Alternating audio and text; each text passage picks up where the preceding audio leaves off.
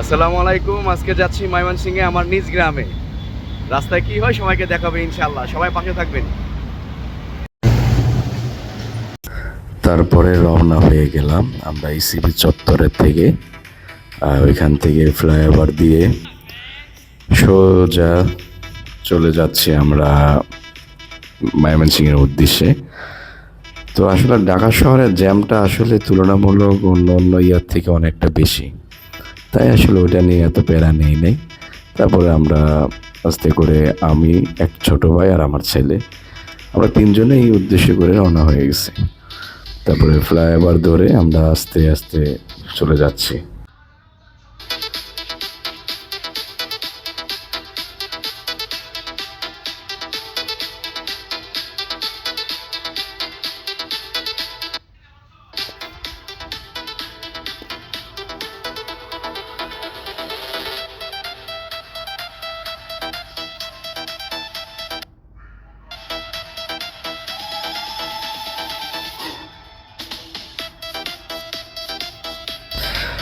ঢাকা শহরে চলবো, জ্যাম থাকবে না, এটা কি হতে পারে? তাই আসলে ওইটা আসলে মনে কষ্ট নিয়ে লাভ নেই, কারণ ঢাকা শহরে চলতে হলে জ্যাম থাকবেই। এতে আসলে কষ্ট পেলে বোকামি ছাড়া কিছুই না।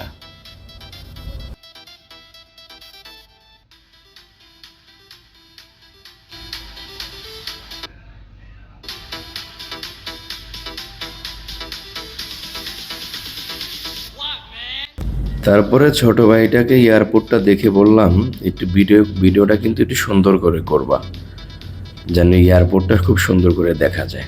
তারপরে ছোট ভাই কি করে দেখান, খুব সুন্দর করে ঘুরিয়ে ঘুরিয়ে তারপরে ভিডিওগুলো করতেছে। শুধু এইটাই না, ও ক্যামেরাম্যান হিসেবে আবার একবারে খারাপ না, যথেষ্ট পরিমাণ ভালো ক্যামেরা করতে পারে, ক্যামেরা ধরে রাখতে পারে, খুব ভালো, খুব সুন্দর ক্যামেরা করে। তো খুব কাট করে ভিডিওগুলো করছে, খুব সুন্দর হয়েছে ভিডিওটা। তারপরে কিছুক্ষণের মধ্যে উঠে পড়লাম বিমানবন্দর ফ্লাইওভারে। তো ওইখান থেকে ব্রিজের উপরে ওঠার পরে কিন্তু বিমানবন্দরটা অনেক ছোট দেখা যাচ্ছে, তবে দেখতে কিন্তু খুব অসাধারণ ছিল। গাড়ির স্পিডটা কিন্তু মোটামুটি ভালোই ছিল, একেবারে খারাপ না। তবে ও তুলনায় কিন্তু ক্যামেরাটা খুব ভালো, খুব স্টিল করে ধরে রাখছে। ও হাতে কিন্তু কোনো কিছু ছিল না, কিন্তু হাত দিয়ে ধরে রাখছিল ক্যামেরাটা জাস্ট। তারপরে কিছুক্ষণের মধ্যেই চলে আসলাম আমরা টঙ্গী ফ্লাইওভারে। তো সেখান থেকে আস্তে আস্তে যেতে যেতে, তবে এই ফ্লাইওভারটা অনেক বড়। আমি মনে করি যে এই ঢাকা শহরের মতো ছোটোখাটো যে ট্যাক্স ছাড়া যে ফ্লাইওভারগুলো আছে, যারা ট্যাক্স নেয় না, তো ওই হিসাবে এই ফ্লাইওভারটা কিন্তু অনেক বড়। প্রায় কমপক্ষে না হলেও 2-3 কিলোমিটার তো হবেই, 3-4 কিলোমিটার হবে ফ্লাইওভারটা। তবে এই ফ্লাইওভারটা অনেকটা উপকার করছে, নাহলে নিচ দিয়ে গেলে যেই পরিমাণ জ্যাম পড়ে নিচে, তো ওই দিক দিয়ে আসলে এই ফ্লাইওভারটা সরকার করে খুব ভালোই করছিল। Switch to 99% slip.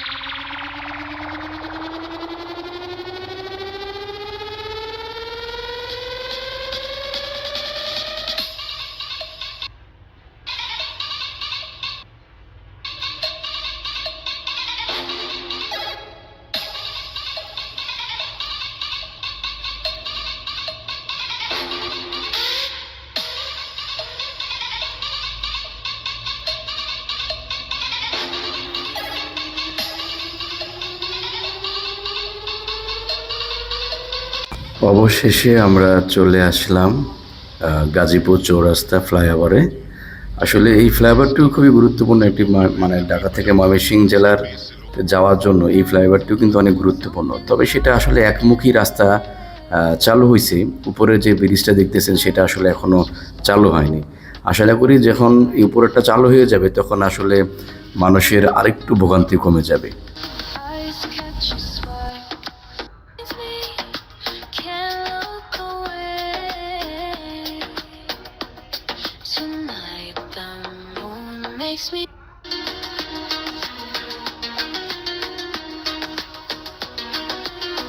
অবশেষে চৌরাস্তা পার হওয়ার পর যে রাজেন্দ্রপুরের যে রাস্তাটা, সেই রাস্তায় চলে আসলাম।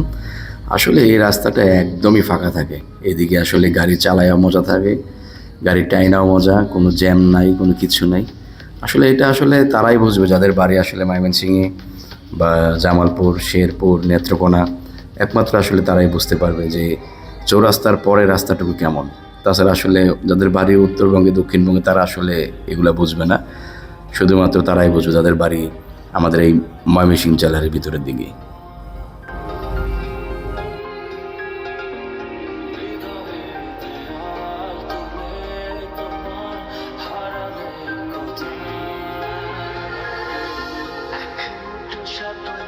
অবশেষে আবারও চলে আসলাম আমরা মাওনা শ্রীপুর যে ফ্লাইওভারটি আছে মাওনা, তো মাওনায় ফ্লাইওভার আমরা চলে আসলাম।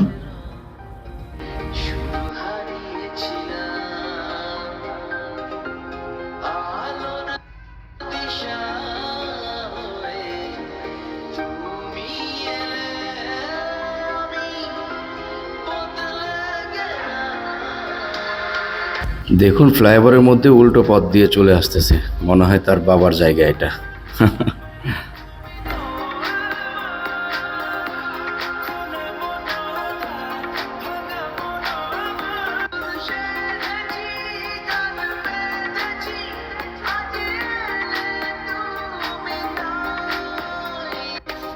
I'm so lonely, an angel.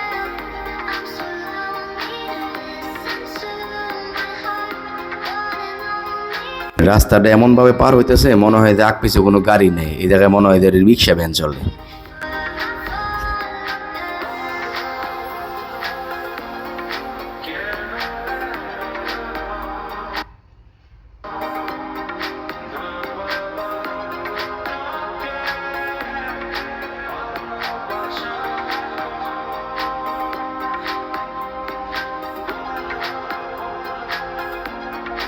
দেখুন মেয়েটা কিভাবে আসতেছে, দেখেন সে রাস্তার ফুটপাত দিয়ে যা না, সে রাস্তা দিয়ে আসবে।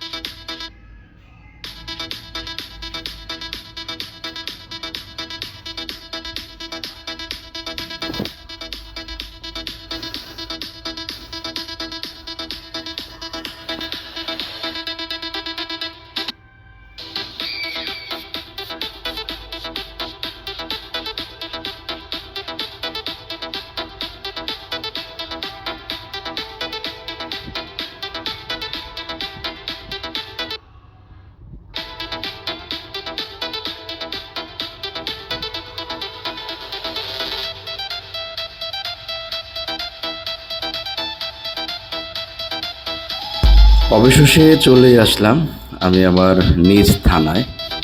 পাশেরটি হচ্ছে ত্রিশাল থানা, এটা হচ্ছে আমাদের থানায়। তো থানা পার হয়ে চলে আসলাম আমাদের গ্রামের রাস্তা দিয়ে। তো রাস্তাটি একটু ভাঙাচোরা, তবে দৃশ্যটা কিন্তু খুবই সুন্দর। আসলে আসলে নিজে গ্রামে আসলে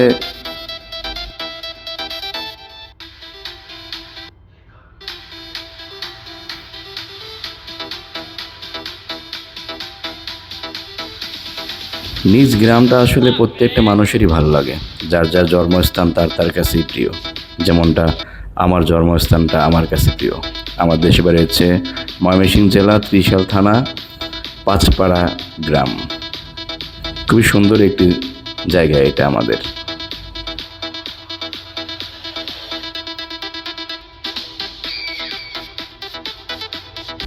প্রত্যেকটা গ্রামই যার যার কাছে সুন্দর।